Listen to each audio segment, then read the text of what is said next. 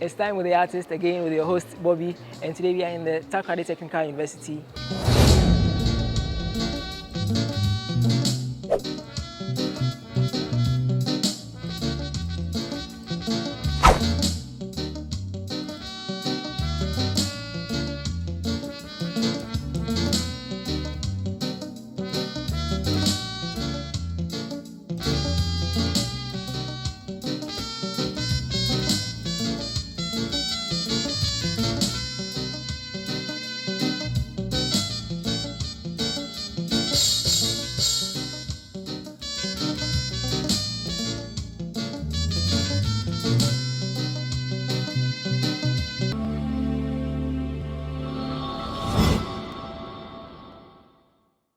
It's time with the artist, and we are here with a very new episode. And of course, I'm your host, Bobby. As usual, as you know, we always bring you special artists with special, unique ways of working. And today is no exception. We have this young talent here. All I know is Salim. So we're going to ask him about himself, what he does, why he does what he does, and everything we need to know about him. So, Mr. Salim, you are welcome to Time with the Artist. Oh, thank you very much, sir.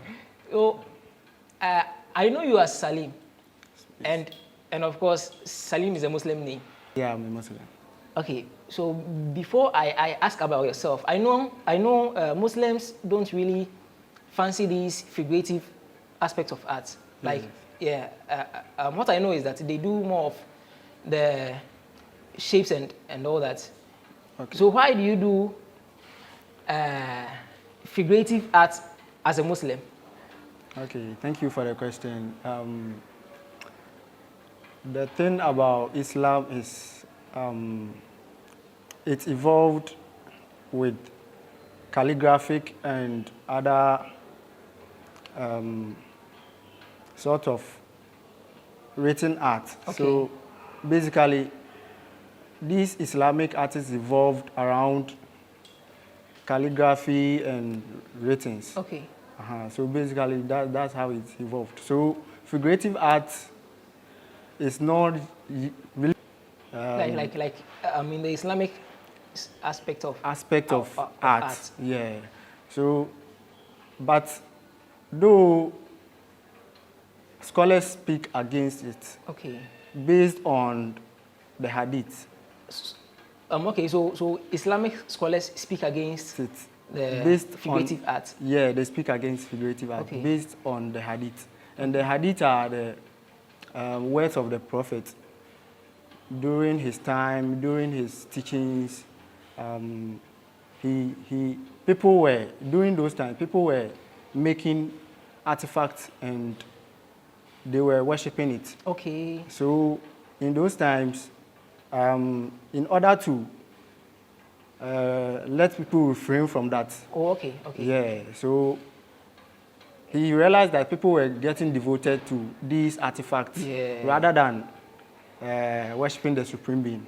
So he spoke against it. Okay, so that's why they stopped doing In my point of view, I think we are no more in that century. And oh, okay. so there were events that happened. That's why he spoke against that. Okay. So basically, when you talk about figurative art, it has to do with composing human figures and animate objects and stuff like that. And I think saying it's a bad thing from the Islamic perspective, I'll agree with you. Okay. But though that is bad as an it's bad or as a Muslim to do. I wouldn't say as a Muslim, but with the intention of bowing. Okay. Making it an idol or something. Okay. Yeah. So I think that's where the whole thing started. Okay. So you being a Muslim and doing figurative art, because with some of your works, I've seen images in them. Yeah. How has the Muslim community accepted your practice? I would say I'm still evolving. People know about me, Okay. but I'm not that yet out in the market like that. Okay, so you've not attracted. Yeah, I've not attracted those kind of negative Okay, and so yeah. there hasn't I'm been. yet to. Yeah, I'm expecting it, but. Oh, okay, so for now there hasn't been any criticisms. No, for now. Okay, There okay, hasn't okay. been any criticisms. And for now, I'm just enjoying how What you people do. are appreciating my art. And Wow. my family is one of my backbones. They really support me in Yeah, what they I are really do. supportive. Yeah, in everything I do, especially my mom. She, she used to question it when I started, but with time, it's a matter of accepting and getting to know why the person does what he does. Yeah. Okay. And I think it deals with getting to know the person in question and where he or she gathers his or her inspiration. Okay. So, and the message across which the person is showcasing through these arts. So I think that one is more important than what you need to either discourage or do away with. What Okay, so you're talking about inspiration. What are your inspirations, or what pushes you to do what you do? Okay, there are a number of things I would say that inspires me. First and foremost, my environment. My environment inspires me a lot. In respect to, these plastic bottle caps, I gather them from the environment here. Yeah, sure. And some from the beaches, along pathways and stuff like that. So basically, I'm trying to send a message across about how we dispose of our waste. Okay. Yeah, so when I see these choke gutters and stuff like that, it pushes me to do what I'm doing. Okay. So first and foremost, my environment, and secondly, I would say God. I'm inspired by God. He is the greatest artist. Well, yeah, very true. And he created everything, and he's just an inspiration. Okay, so let me take it back. Who is Salim? Okay. Like, who are you? Where you grew up? How it has affected your art life? Okay. Salim Ahmed is my name. Okay. I was born and raised in Takoradi here. Okay. So I'm a native of Takoradi. Daddy boy. Yes. So I was born in Efiekuma. Okay. Yeah, I used to stay in Efiekuma before we moved to Adiambra. Okay. So I've been in and out of Efiekuma and Adiambra environment. So basically that's where I lived most of my life and I grew up. But I did most of my schooling in Adiambra. Okay. I would say I almost did all my schooling in Adiambra, yeah. From KG to SHS. Basic to SHS, I did all in Adiambra. Okay, so I asked one artist this particular question. Okay. In Ghana here, when we are young, like, we want to be doctors, we want to be lawyers, yeah, of course. We want to be military men. Yeah. Was it your dream? Or did it ever cross your mind that when I grew up, I want to be an artist? I would say I grew up loving art. Okay. Because I had a lot of inspiration around me. People who I looked up to, most of them were in the art field. Okay. And I used to remember back in primary school, there was a guy who I always go to his class for him to draw for me. So whenever I have the time, I'll just run to him for him to draw for me. He had this kind of, we used to call it, I've forgotten the name, but okay, maybe. He was good. He was good in drawing, and he inspired me a lot. Okay. So from that tender age, I loved drawing, and So So you started even though from there. I didn't know I would grow up to be an artist. Okay. And okay. maybe pursue it as a career, but I loved art. Yeah. From that So now art is your career. Yeah, fully my career. And you love doing it. I love doing it. And you are sure you will get more money from art. Yeah, with passion, with hard work, and I think with dedication, yeah, we get there. So far, how have you seen the art industry, like since you started? It started for me on a good note, and I think art is evolving. Yeah. Yeah, it is growing, and anything starts from somewhere. So Yeah. I think, though we are not there, but it's a collective job. We all have to do to push the industry forward. So I think, lo and behold, we get there. For sure. Yeah. Do you have any artists you look up to? Like, I want to be like this artist. I look up to a couple of them. Okay. Yeah, I would say Ella Nachi. Ella Nachi, okay. Yeah, he's a very big inspiration to me. Wow. He's a very big inspiration. And one of my senior lecturers from Takoradi Technical University, Okay. Mr. Texan, Okay. Chief Texan, is another inspiration. And a couple of my colleagues, Desmond Atitianti, Okay. Stephen Aban. I can name a lot. Yeah, I look up to them all. Okay. So aside the fact that you use the plastic bottles, or should I put it this way, you help clean the environment with the use of the plastic bottles because you collect them from the environment. Yes, please. Is there any other special reason why you use the plastic bottles? The thing is,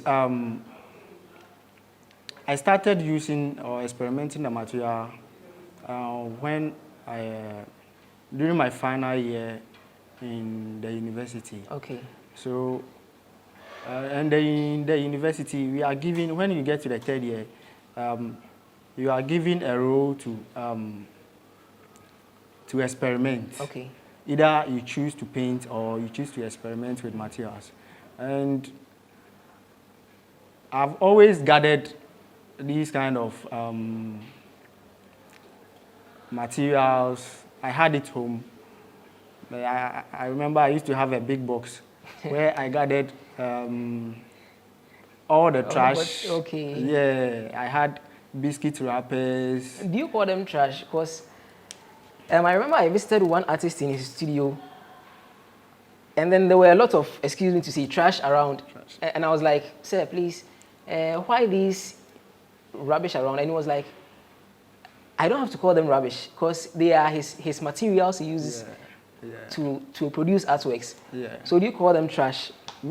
I refer to them as trash when they are not yet in use. Okay, okay. So in their raw state, they are trash. They are trash, okay. But when they are transformed into Wow. something else, Yeah. and it becomes an art piece. Wow, that's It that's great.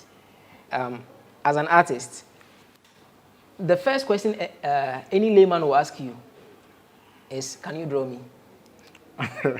Yeah, you know, right? Yeah, that's the very question any person will ask you when you introduce yourself as an artist. As an artist, yeah. So, is it only the bottle tops you use, or you draw, you paint? Yeah, I draw and paint as well. I do pencil art. I do canvas paintings. Everything under the art fraternity, I do it. And people have this perception that those who use other materials for working, for art pieces, are not very good in drawing and painting. That's why they tend to use the other materials. How do you address that? Oh, I would say that is just their opinion. Okay, so it's a mere perception. Yeah, You it's a mere perception. pay attention to that. Yeah. Mostly, before you enter into material art, you need to be good with the basics. Yeah, so okay. If you are not good, you cannot even, you need to make a sketch of whatever you do before. Yeah, so they are the basics of, I would say they are the building blocks every artist should have before either you find your way out of what you are doing at hand to make your style unique or something before. So they are the basics, so you can't do away with that. Yeah. Okay. I'm very sure our viewers want to know how long it takes to do a work like this. Because personally, and as huge as it is, so how long, like roughly, how long does it take to finish one art piece? One art piece, I would say it's a process, and it takes time. And with me personally, I don't race against time when I'm working. Okay. Yeah, I take my time a lot. I can spend about close to 2 months. Wow. Yeah, that's me. Because I don't race against time because I have I have this view that if you want to do something and do it well, and make it stand the test of time, make it timeless, you have to take your time. Wow. So that's why I take my time in doing what I do. And they are very unique, I must say. Very unique. The processes are a lot. If I can run you through the processes. I would love to know. Oh, okay. Sorry, we would love to know. We would love to know. With my viewers. Oh, okay. I gather them every morning. Okay. Yeah. I said earlier, sometimes I go to the beaches. Sometimes I pick them up at drinking spots. Okay. Yeah. And sometimes along pathways. Mostly, that's where people litter around. Yeah. So I source my materials from these kind of places, and sometimes to trash bins. Okay. Yeah, I do that a lot, and sometimes I meet people. And then and they'll think, this guy, is he correct? It takes courage, and I have lived to accept who I want to be and what I want to do. So sometimes you see me and you think maybe I'm going mad, but no, this is what I do. So I love it. And then the working process. With these wonderful pieces behind me, I see stitches within the bottle tops. Okay, yeah. And then holes in the bottle tops. Hey. Yeah. Charlie, serious. It's all part of the process. First and foremost, when I gather them, I soak them, and I wash them. And after that, I sort them out in terms of colors and in terms of sizes, because sometimes some are bigger than the others, so I have to sort them out. And after that, I work on the image I want to execute. Okay. So, and the scheme I want to work in. You see, this one like this, it's in a different scheme than this one. Okay. This one is more of a darker scheme than this one. And it depends on the personality too. Okay. Yeah, it depends on the personality and how I want to go about the work. So after doing these processes, or after sorting them out and working on the image, I start to plot them with the help of, I use the projector. Okay. So I fuse some kind of technology in there, and so That's how I work, basically. Wow, then that's how I work. I want to be inquisitive. Why don't you turn the bottle tops the other way around, but instead you show us the inside of it? For now, I would say there's nothing exceptional about that. Oh, okay. Yeah, but we are thinking through it. So Okay. hopefully everything will come. So we are still on time with the artist, with Bobby, and I have artist Salim here. And of course, as you can see, we have a very nice background, and he's the artist. Before we leave, I would like to put your social media handles out there. Okay, on Instagram, I am Salim the Artist. Okay. Salim the Artist. SALEEM _ the Artist. And on Twitter, I am Ed Salim _ Ed Salim _. And on Facebook, I am Salim the Artist, the same spelling. And here is where we draw the curtains on this episode of Time with the Artist. And I believe you've had a great insight on what he does, why he does what he does, and of course his background.